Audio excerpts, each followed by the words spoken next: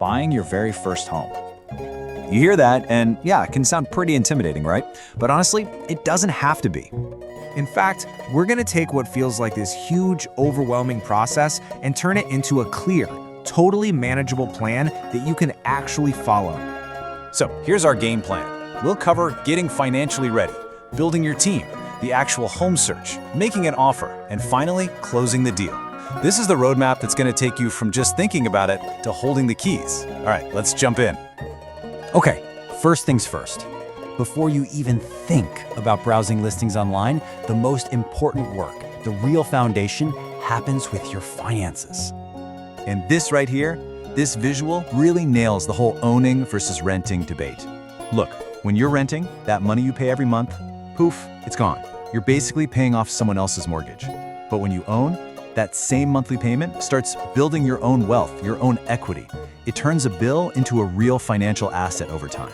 It's a huge shift. So where do you even begin? Well, this checklist is your starting block. First up, your credit score. Seriously, don't underestimate this. A higher score isn't just a number. It's your golden ticket to a lower mortgage rate, and that can save you literally thousands of dollars over the years. Then you've got to figure out your budget. And I mean really figure it out. Not just the mortgage payment, but all the other stuff too. And let's just bust a huge myth right now. You do not always need a 20% down payment. That's probably the #1 thing that scares people off. Sure, a bigger down payment is great. It can lower your monthly bill, but it's not always necessary. There are government-backed programs, like FHA loans, that let you get in the door with as little as 3.5% down. Okay, so once your finances are getting in order, it's time for the next big step, building your team. And trust me, you don't want to do this alone. Having the right pros in your corner can make all the difference. All right, let's talk pre-qualification versus pre-approval.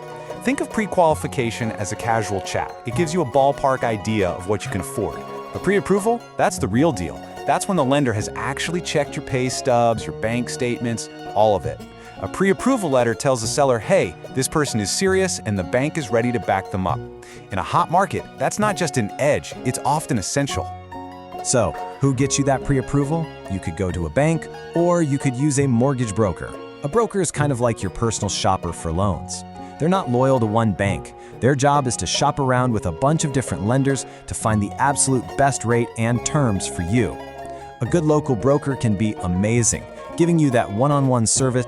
And the other key player on your team? Your real estate agent. A good agent is way more than someone who just unlocks doors. They're your guide, your negotiator, your strategist. You want someone who really knows the neighborhoods you're looking at. And if they're a realtor, that means they've sworn a code of ethics to put your interest first. That's a big deal.